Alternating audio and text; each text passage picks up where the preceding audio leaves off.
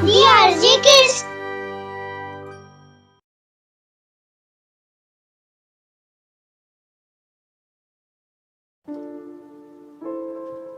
दीनापुर गांव में महेश नाम का एक गरीब आदमी रहता था। वह अंडे बेचने का काम करता था। महेश बाजार से अंडे खरीदकर उन्हें घर घर जाकर बेचता था। अंडे ले लो, मुर्गी के ताजा अंडे ले लो। अरे अंडे वाले, जरा इधर तो आना भाई। अभी आया बहन जी। यह कहकर महेश उस महिला के पास जाता है। अब भाई अंडे कैसे दिए? अंडे 60 रुपए दर्जन देता हूँ बहन जी। बताइए कितने अंडे लेने हैं? पहले अंडे तो दिखाइए। उस महिला के यह कहने पर महेश अपने सिर पर रखी टोकरी को जमीन पर रख उसे अंडे दिखाता है। अंडे तो अच्छे हैं भाई, 1 दर्जन दे दो। महेश उसे अंडे दे देता है और फिर अंडों की टोकरी सिर पर रखकर आगे चल पड़ता है। मगर वह कुछ ही दूर जाता है कि तभी एक तेज रफ्तार कार से बचने की कोशिश में उसके सिर पर रखी टोकरी सड़क पर जा गिरती है और सारे अंडे टूटकर बिखर जाते हैं। हाय, ये क्या हुआ? मेरे तो सारे अंडे टूट गए। अब मैं और अंडे कहां से खरीद कर लाऊंगा? बेटा, जो होना था सो तो हो गया। अब रोने से क्या लाभ? मुझ बूढ़े की बात मान, ये खाली टोकरी उठाकर अपने घर लौट जा। उस बुढ़े के समझाने पर महेश दुखी मन से अपने घर की तरफ चल पड़ता है और फिर रास्ते में अचानक ही उसकी नजर एक अजीब से पिंजरे पर पड़ती है। लगता तो चूहे पकड़ने के पिंजरे जैसा है, मगर है बहुत अजीब। घर ले चलता हूँ, हो सकता है कि कभी चूहे पकड़ने के काम आ जाए। यह सोचकर महेश उस पिंजरे को लेकर अपने घर आ जाता है और उसे रजनी यानी अपनी माँ से दिखाते हुए कहता है, अरे माँ, रास्ते में ये चूहे पकड़ने का पिंजरा मिला है। कभी घर में चूहे आ जाएं तो इसका इस्तेमाल कर लेना। अरे कभी क्यों बेटा, इसका इस्तेमाल तो आज रात ही करके देखती हूँ। रात को घर में कई चूहे घूमते हैं। यह कहकर रजनी पिंजरे को रसोई घर में रख देती है और फिर अगली सुबह जैसे ही उसकी नजर पिंजरे पर पड़ती है तो चौंक जाती है। पिंजरे में एक सोने का चूहा पड़ा हुआ आता है। अरे महेश, जल्दी आ और देख देख तेरे पिंजरे में क्या है। रजनी की यह बात सुनकर महेश दौड़ते हुए रसोई घर में आता है। सोने का चूहा? ये चमत्कार कैसे हुआ? बेटा, मुझे तो यह पिंजरा कोई जादुई पिंजरा लगता है। इस चूहे को पिंजरे से बाहर निकाल कर तो देख। महेश पिंजरे में हाथ डालकर चूहे को बाहर निकाल लेता है। अम्मा, चूहा तो सोने का ही है, पर समझ में नहीं आता कि इसमें आया कहां से। अरे मैं भी तो यही सोच रही हूँ कि कहां से आया। कहीं यह पिंजरा चूहों को सोने के चूहों में बदलने वाला पिंजरा तो नहीं? हो सकता है आपकी बात सच ही हो अम्मा। चलो आज की रात इस सच्चाई को छिपकर परखने की कोशिश करते हैं। उस रात महेश और उसकी माँ दोनों रात भर जागते हैं और फिर देखते हैं कि एक चूहा भागता हुआ आता है और उस पिंजरे में घुसकर देखते ही देखते सोने के चूहे में बदल जाता है। यह देखकर वो दोनों माँ बेटा हैरान रह जाते हैं। अम्मा, ये तो सचमुच जादुई पिंजरा है। यह जादुई पिंजरा नहीं बेटा, यह तो हमारी खुशनसीबी के ताले की चाबी है, चाबी। अब तो मैं कभी अंडे नहीं बेचूंगा अम्मा। और मैं भी किसी के खेतों में मजदूरी करने नहीं जाऊंगी बेटा। अगले ही दिन महेश एक सुनार के पास जाता है और सोने को 2 चूहे बेचकर बहुत सारा पैसा लेकर घर लौटता है। देखो अम्मा, पहले कभी इतना पैसा देखा है? अरे बेटा, तू तो असली नोट दिखा रहा है। मैंने तो आज से पहले इतने नकली नोट भी कभी न देखे। लेकिन अब रोज ही इतने नोट देखना और खूब खर्च भी करना अम्मा। अब तो बहुत जल्दी बस अमीर बन जाने का सपना है बेटा। बस तू कहीं से भी चूहे ढूंढता रहे ताकि यह पिंजरा उनको सोने में बदल दे।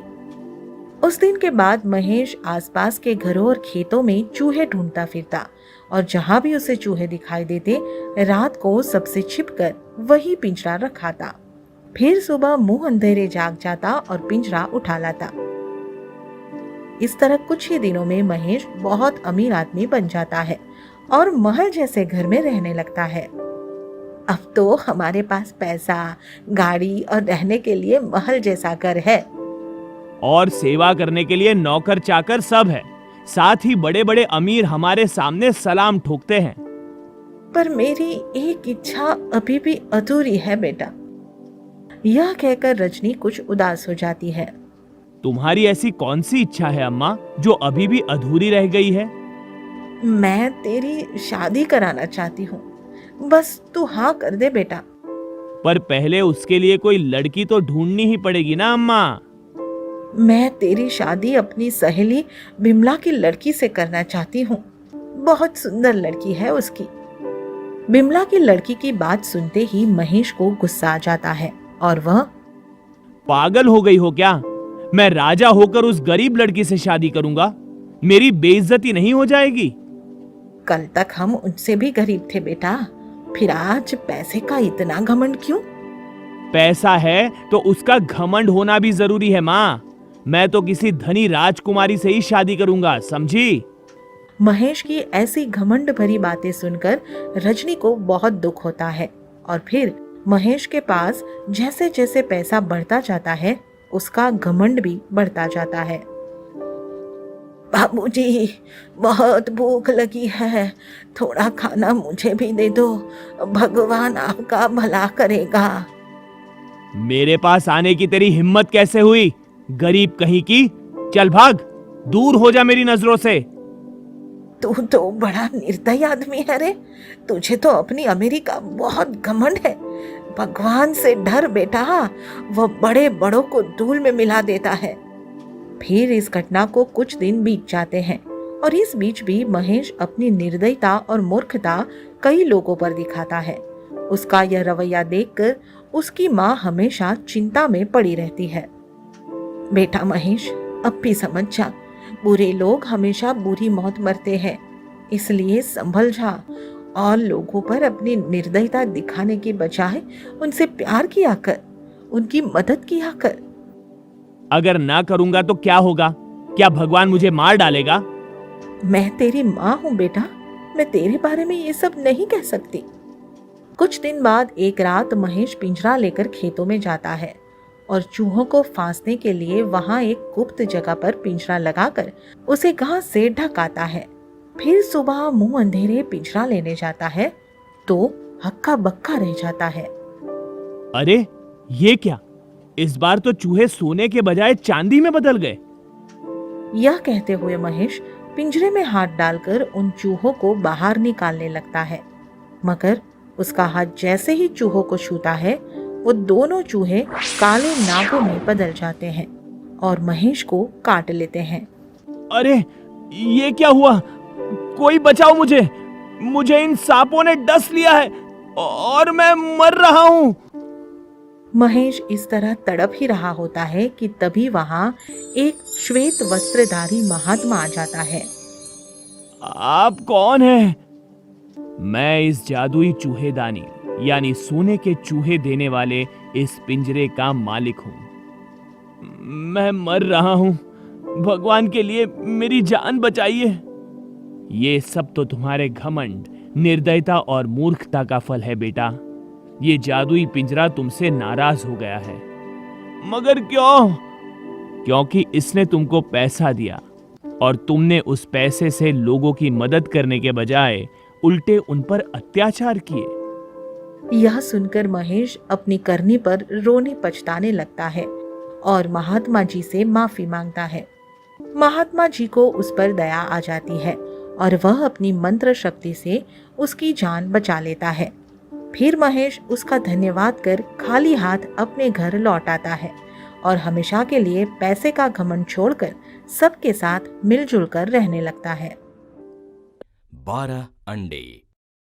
अरुण अपनी पत्नी प्रतिमा के साथ एक छोटे से शहर राजनगर में रहता था और उनके 2 बेटे हैं, बड़ा बेटा आयुष 12 साल का और छोटा बेटा 1 साल का था।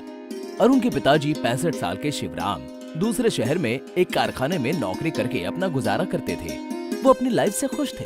शिवराम ने अपने बेटे अरुण को काफी परेशानियों से पाल पोस कर कठोर परिश्रम से अच्छी शिक्षा देकर बड़ा किया था, जिसकी वजह से अरुण एक ऑफिस में अच्छी पोस्ट पर था। अरुण का मासिक वेतन भी बहुत अच्छा था। सब कुछ ठीक चल रहा था कि एक दिन अचानक प्रतिमा ने अरुण से कहा, सुनो जी, बहुत दिनों से मेरे मन में एक बात है, वो मैं आपसे कहना चाहती हूँ। कहो, क्या बात है? आपके पिताजी अब इस उम्र में हमारे रहते हुए नौकरी करें, ये मुझे अच्छा नहीं लगता। तो तुम क्या चाहती हो? मैं चाहती हूँ कि पिताजी को हम अपने पास बुला लेते हैं।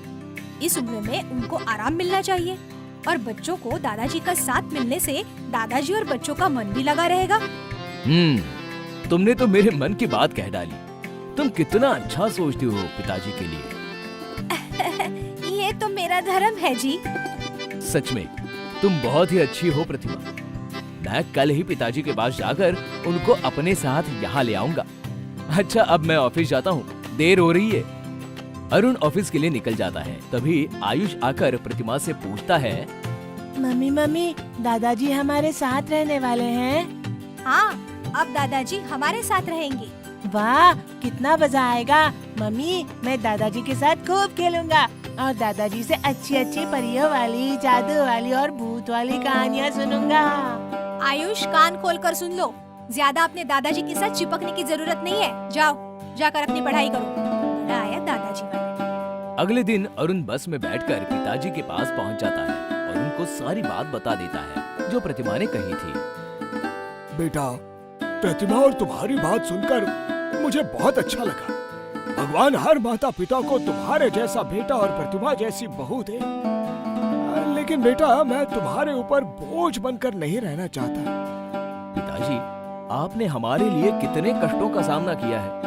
हमारी खुशियों के लिए आपने अपनी कितनी ही खुशियों की कुर्बानियां दे दी हैं। ये बोझ नहीं है पिताजी, हमारा फर्ज है और मुझे अपना फर्ज निभाने दीजिए। अरुण बेटा, मैं यहाँ पर खुश हूँ। कभी कभी सबसे मिलने आ जाता हूँ, वही अच्छा रहता है।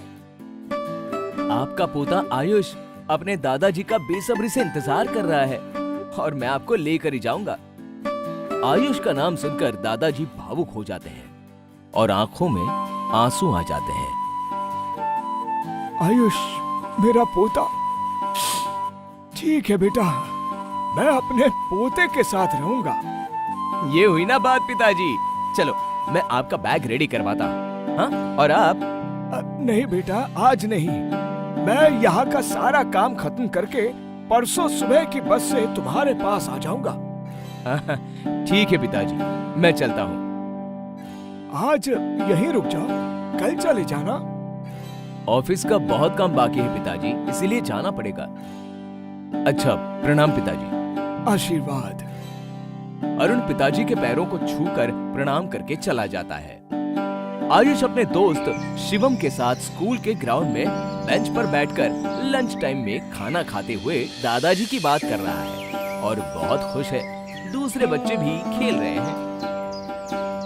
शिवम, पता है कल मेरे दादाजी आने वाले हैं। अब वो हमारे साथ ही रहेंगे, बहुत मजा आएगा। मैं रोज दादाजी से नई नई कहानियाँ सुनूंगा। आयुष, मैं भी तुम्हारे दादाजी से मिलूंगा, मिलवाओगे ना? हाँ, जरूर मिलवाऊंगा। मेरे दादाजी मुझे बहुत प्यार करते हैं। आयुष, तुम बहुत लकी हो। तुम्हारे दादाजी कहाँ हैं? मेरे दादाजी नहीं है। जब मैं छोटा था तब दादाजी भगवान के पास चले गए थे, ऐसा पापा बोलते हैं। मैं अपने दादाजी को बहुत मिस करता हूँ। मेरे दादाजी बहुत अच्छे हैं, वो तुमको भी बहुत प्यार करेंगे। सच्ची? शिवम के हाथ पर हाथ मारते हुए आयुष कहता है, मच्छी। दोनों हंसते हैं। तभी स्कूल की घंटी बजती है। आज आयुष बहुत खुश है। आज आयुष के दादाजी आने वाले हैं। अरुण दादाजी को बस स्टैंड से लेकर आया है। घर में छोटे बच्चे को प्रतिमा बोतल से दूध पिला रही है। बच्चा खेलते हुए दूध पी रहा है। आयुष छोटे भाई से और मम्मी से बात करता है। छोटू, अभी हमारे दादाजी आने वाले हैं। हाँ हाँ, ठीक है, ज्यादा खुश होने की जरूरत नहीं है। तभी अरुण और दादाजी घर में आ जाते हैं। अरुण सामान रखता है। आयुष भागकर दादाजी के पास आता है। दादाजी उसको चॉकलेट देते हैं। प्रतिमा दादाजी के पैर छूकर प्रणाम करती है। आयुष चॉकलेट खाने लगता है। अरुण कहता है, प्रतिमा, पिताजी के नहाने के लिए गर्म पानी कर देना। मैं ऑफिस जा रहा हूँ, शाम को जल्दी आ जाऊंगा। और आयुष, दादाजी को आराम करने देना, ज्यादा परेशान मत करना। ठीक है पापा। अच्छा पिताजी, मैं चलता हूँ। आप खाना खाकर आराम करना। बेटा, मेरा एक काम करना, ऑफिस से आते हुए अंडे ले आना। डॉक्टर ने रोज 2 अंडे खाने के लिए बोला है। ठीक है पिताजी। अरुण ऑफिस चला जाता है। आयुष दादाजी के पास बैठकर बातें करता है। दादाजी, आप मुझे जादू वाली और परियों की कहानी सुनाओगे ना? हाँ बेटा, मेरे पास बहुत सारी कहानियाँ हैं। मैं रोज रात को एक कहानी सुनाऊंगा। दादाजी, मेरा दोस्त शिवम आपसे मिलना चाहता है। शिवम के दादाजी नहीं है ना, इसीलिए। मिलोगे ना शिवम से? हाँ जरूर मिलूंगा। अब मैं तुम्हारे सभी दोस्तों से मिलूंगा। तभी प्रतिमा जोर से चिल्लाकर आयुष को बोलती है, आयुष, चलो स्कूल के लिए तैयार हो जाओ। फालतू बातें करके टाइम खराब मत करो। और आप, हाँ, जल्दी से छोटू के लिए डायपर ले आओ। मैं अभी आता हूँ। दादाजी बाहर चले जाते हैं। मम्मी, आप दादाजी से इस तरह बात क्यों कर रही हो? मुझे पता है किससे कैसे बात करनी चाहिए। जाओ, अपनी स्कूल बैग लाओ। बेटा, स्कूल के लिए तैयार हो जाओ, हम शाम को बात करेंगे। हाँ। रात को दादाजी आयुष को परी की कहानी सुना रहे थे। तभी प्रतिमा आयुष को बुला लेती है। फिर क्या हुआ दादाजी? फिर बहुत सारी परियां आती हैं और छोटी सी परी को अपने साथ ले जाती हैं।